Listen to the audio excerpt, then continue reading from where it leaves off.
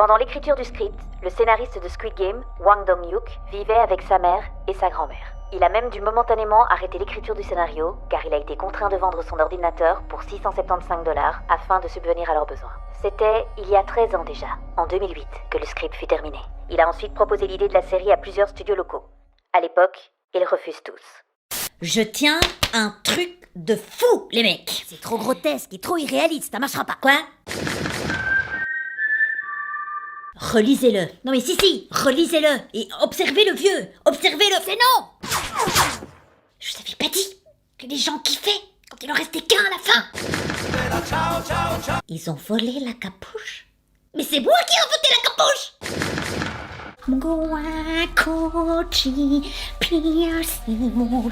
On a reçu ça, t'en penses quoi toi? Oh, le scénariste est chelou, mais bon, ça nous intéresse d'étendre l'offre des programmes étrangers, donc oui, on le prend, ouais. Mais attention, hein, faut arrêter de tout copier, parce que les gens vont le remarquer, ça, hein. Vous vous sentez con d'avoir fredonné cette phrase, hein? Mais ne fredonnez pas ce que vous ne comprenez pas, c'est la base! Comment ça ne veut pas dire ça? Écoutez, tout à l'heure je vous donnerai la vraie signification, vous serez choqués quand même! Ben oui! Bonjour à tous et bienvenue dans ce nouvel épisode entièrement consacré au phénomène Squid Game. Record de la série la plus regardée au monde sur Netflix, 111 millions de personnes l'ont vue. Alors, on va un peu décortiquer tout ça, comment ça s'est infiltré dans nos vies, et pourquoi on a autant accroché. Bah écoutez, ça ne coule pas de source. Quand tu demandes à quelqu'un qu'est-ce qu'il aime dans la vie, il te répond rarement les comptines et les mises à mort. Bon, enfin, je veux dire, le pont n'est pas automatique, a priori. De toute façon, je vous le dis, globalement, on est trop scolaire dans nos associations. Regardez-moi, cette chaîne. Savoir et humour. Mais ferme-la. Non, j'aurais dû prendre, je sais pas moi, siège inconfortable, et dragon, tigre et coup de mulet. Ou alors abonne-toi ou tu boiteras à vie. Hein, enfin, un peu d'enjeu quoi. Ah, là ils ont cliqué sur le bouton hein. L'humain fonctionne à la pression. On est tous pareils. Je déconne hein, je déconne. Bien. Commençons. Comme je le disais en intro, le succès de la série, il est international. Et à notre époque, success story est égal comportement un petit peu démesuré des téléspectateurs. Par exemple, la première application pour apprendre une langue, Duolingo, elle a enregistré en Angleterre, dans les 2 semaines qui ont suivi la sortie de Squid Game, plus 76% de nouveaux utilisateurs qui voulaient apprendre le coréen. Aux US, pareil, ils ont observé plus 40%. Je ne sais pas si vous vous rendez compte de l'exploit que c'est de faire bouger des Américains et des Anglais à apprendre d'autres langues. Ça va, on les connaît. Vous parlez d'autres langues que l'anglais? Le français peut-être? Un peu le français, un peu. Je m'appelle Peter. Oui, bah du coup la conversation va tourner un peu court, hein, je ne vous le cache pas. Non mais un peu, c'est pas de mots. Sinon à ce moment-là, votre CV c'est un délire. Vous parlez 28 langues? Oui, mais un peu. En plus, pardon, mais quand vous choisissez une langue, vous choisissez le coréen. Très sympa, mais enfin, très localisé quand même. À part Séoul, écoutez, si vous voulez aller chanter la comptine à Kim Jong-un, enfin, vous pouvez, hein, mais c'est quand même un délire. Ou alors ils font ça pour enfin comprendre ce que chante la poupée des enfers? Oui, parce qu'elle chante quoi, cette madame? Mademoiselle? 1, 2, 3 soleil? Non, c'est le nom du jeu, ça. Ce que chante réellement la poupée des enfers, c'est les roses de Sharon ont fleuri. Ça tombe à plat. Ça tombe à plat. Y a pas de vanne, qui n'est pas inventé non plus, hein. Les roses de Sharon étant les fleurs nationales de la Corée du Sud. Vous êtes dégoûtés? Excusez-moi. Oui, je parle un peu coréen. Il n'y a pas que les cours de coréen qui ont boomé. Non, les ventes de dalgona, donc les biscuits de la série, ont explosé. Et puis c'est normal, écoutez, c'est un peu différent, c'est des saveurs d'ailleurs. C'est quoi la recette? 2 ingrédients, du sucre et une pincée de levure. Voilà, je vous l'avais dit, on est dans l'exotisme, on est dans le jamais vu. Alors, quoi d'autre? Oui, les ventes des Vans blanches ont augmenté de 7800% depuis la diffusion du show. Alors là, people. Alors déjà, on a laissé passer le boom des Crocs en 2020. On n'aurait pas dû. Mais là, vous laissez acheter par centaines de milliers des chaussures de gym. Je tire la sonnette d'alarme. Oui, la mesure est extrêmement dure. La tristesse de la mesure. Bon, wake up people, wake up. Réfléchissez 2 secondes. Tout le monde déteste ces chaussures, tout le monde. Je refuse de vivre dans un monde où j'irai au centre commercial. Et vous êtes comme ça là, en train de marcher sur le carrelage et j'entends ce bruit en fond constant. Ne me faites pas revivre ça, pitié! En parlant de centre commercial, Netflix a annoncé un partenariat avec Walmart pour proposer sur le site internet de la marque une ligne de merchandising à l'effigie de la série, évidemment. D'ailleurs, sur internet, les costumes de la série, mais ça pullule, ça pullule. Si on m'avait dit qu'après 2 ans de traumatisme avec ça, que les gens se rueraient sur ça, moi j'aurais pas mis un petit billet, hein. Vous aussi? Alors dans cette vidéo, je ne vais pas vous parler des indices cachés de la série parce que d'autres l'ont déjà fait. Par contre, je vais juste revenir sur un détail, c'est que à force de vouloir trop coller à la réalité, tu fais un faux pas. Vous voyez le numéro de téléphone que le héros appelle pour pouvoir participer au jeu? Eh bien, c'est un vrai numéro coréen. Il y a un gars en Corée qui reçoit 4000 appels par jour, jour et nuit, mais qu'il change de numéro. Bah non, il peut pas changer de numéro, parce que figurez-vous que c'est une ligne professionnelle qu'il utilise depuis plus de 10 ans. Et c'est pas le seul à avoir des problèmes. Il y a énormément de Coréens qui ont un numéro de téléphone qui ne diffère que de 1 ou 2 chiffres par rapport au vrai numéro. On les appelle aussi. Il a emmerdé tout le monde avec cette histoire, le gars. Allô? Oui, bah c'est bien sympa de vouloir participer, mais déjà apprenez à lire, mon pauvre vieux, c'est pas le bon numéro. Mais oui, vous tiendrez pas 2 minutes dans le jeu. Quoi? 3, 4, 5 soleils.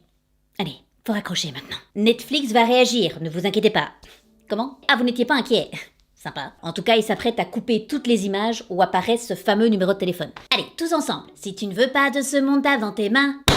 Non mais arrêtez avec ça, c'est pénible. Bon, par contre, le gars à qui appartient le numéro de téléphone, il a dit que parfois, quand il répondait aux appels, il entendait des enfants qui criaient « On veut participer !» Qu'est pas ça, qu'est pas ça? Et ça me permet d'embrayer sur la prochaine problématique. En 2021, il y a des parents qui laissent leurs gosses regarder Squid Game, le jeu du calmar, comme on dit au Québec, sur Netflix. Écoutez, qu'on mette peut-être fin à la civilisation. Oui, vous commencez par le Québec, évidemment. Ils parlent mieux anglais que nous, ils traduisent tout en mode cafard. Alors maintenant, je vais quand même m'adresser 2 secondes à ses parents. Alors, on vous a peut-être pas expliqué, mais le masque, le soir, vous pouvez le retirer, hein. Non mais, c'est normal, ça fait 18 mois qu'il le porte 24/24, il s'étouffe. Si, pour moi, excusez-moi, pour moi, vous ne respirez que du CO2 pour laisser faire ça, y a pas d'autre explication. Allez chérie, la cantine du soir, hein? Ce matin, un lapin a tué un chasseur. Il y en avait partout sur son t-shirt, sa tête elle a explosé. La belle odeur du sang! Hello, 911, what's your emergency? Bah oui, la réalité est un peu chiante, mais il faut mettre des codes sur la télé.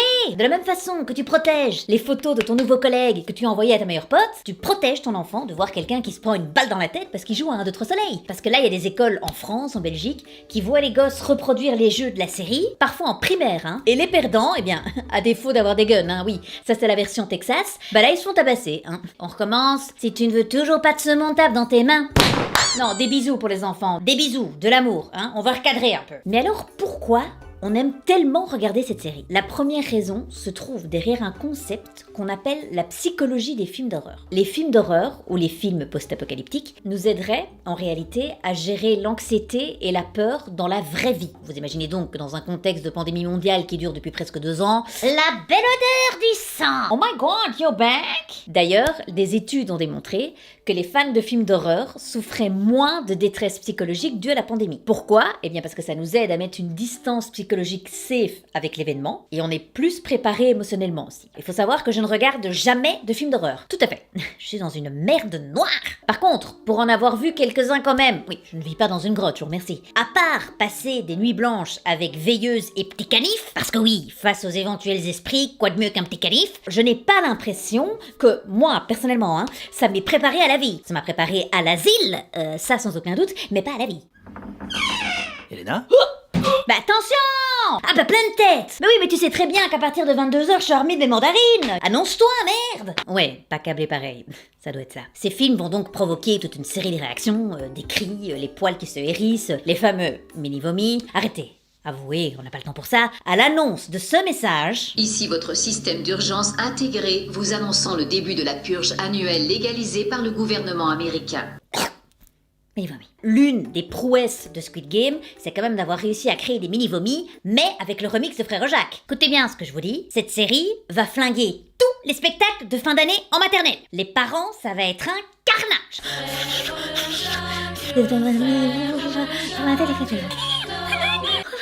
Je reviens au film d'horreur. Ils vont en fait nous faire passer par tout un arsenal d'émotions. L'excitation, la peur, l'empathie. Et comme après toute réponse de peur, après, le cerveau va relâcher des endorphines. La high naturelle, comme j'appelle. Donc après le film, après le dénouement, petit shot dans la partie du cerveau liée à la récompense. Moi, en ne regardant pas de film d'horreur, j'ai raté ma vie en fait. Visiblement, il y a un truc qui prépare à la vie et qui imite les effets de la crack cocaine sans les inconvénients. C'est vrai qu'on n'y pense pas. Au cinéma, le film est fini, on fout le camp. Non! Postez-vous devant les salles où il y a des films d'horreur et observez les gens. Et je vois si c'est vrai. Bonsoir. Vous êtes high? Moi, je m'attends à ne voir que des mecs comme ça. I'm fine. I'm fine. Il y a autre chose qui fait qu'on est autant alpagué par Squid Game, c'est que le concept même du show crée en nous une dissonance cognitive. C'est-à-dire qu'il génère en nous des émotions qui sont contradictoires. Des jeux d'enfants, mais qui riment avec la mort. Mélange bizarre. On est sur du chocolat, mais à l'orange. Et ce sentiment de dissonance cognitive, il va renforcer notre sentiment d'impuissance, notre sentiment d'horreur, et donc on est encore plus attiré par la série. Tant qu'on est dans les raisons qui nous attirent, vous vous rappelez sûrement au début de la pandémie du film Contagion, qui date de 2011, et dont les vues ont explosé au moment du boom de la pandémie. On a un mélange d'impuissance, de méfiance, dans un monde où il faut survivre. Et ce genre de film, donc comme Contagion ou comme Squid Game, pour nous, de voir que même dans ces situations-là, il y a quelqu'un qui arrive à s'en sortir à la fin, ça a tendance à nous rassurer, donc on aime bien regarder ce genre de truc. Il y a une question que je me suis posée, peut-être que vous aussi, bon, répondez oui, sinon ma démonstration tombe à l'eau, dans la même situation que les héros, surendettés, désespérés, est-ce qu'on aurait fait les mêmes choix? Oui, parce que sachez que l'humain a tendance à surestimer le choix moral. C'est-à-dire qu'on pense souvent que nous, on ferait le choix éthique. Et il faut aussi savoir que l'humain a tendance à sous-estimer l'influence du groupe sur ses choix. Mais donc, est-ce que le manque d'argent, le manque de ressources peut amener à faire des choix différents? Eh bien, en 2013, il y a une étude qui a été publiée dans Science par des chercheurs de plusieurs universités, dont Harvard et Princeton, et ils se sont rendus compte que quand on a de gros problèmes financiers, beaucoup de notre énergie mentale est consacrée à gérer ça, et que donc ces personnes sont plus susceptibles de commettre des erreurs et de prendre des mauvaises décisions, ce qui amplifierait d'ailleurs leurs problèmes financiers. En moyenne, une personne qui est préoccupée par des problèmes d'argent présente une baisse de la fonction cognitive similaire à une baisse de 13 points de QI ou à la perte d'une nuit entière de sommeil. Ah bah sympathique! Mais je comprends mieux maintenant, Marco! T'as besoin d'aide ou quoi, mec? Bah non, tout va bien, pourquoi? Aïe. Le cerveau est tellement extraordinaire sur 1 milliard de choses, mais il y en a certaines, ils nous emmerdent un peu quand même. Enfonce-nous! Non, on ne dira rien. Par contre, le cerveau n'épargne pas les riches non plus. L'adaptation hédonique, donc la tendance à revenir à un niveau de bonheur stable, même après des événements super positifs, ça s'applique chez eux aussi. Par exemple, un gagnant du loto revient à son niveau de bonheur initial après 2 ans. Thank you! Bah oui, mais bon, si l'argent était la clé, ce serait trop facile. Tu n'en as pas assez, ça fait sauter le cerveau, t'en as trop, ça fait sauter le cerveau. Bon, à méditer. Voilà, c'est la fin de la vidéo, j'espère qu'elle vous a plu. N'hésitez pas à me laisser un petit pouce bleu et évidemment, laissez-moi un commentaire, vous savez que je regarde tout, je feuillette.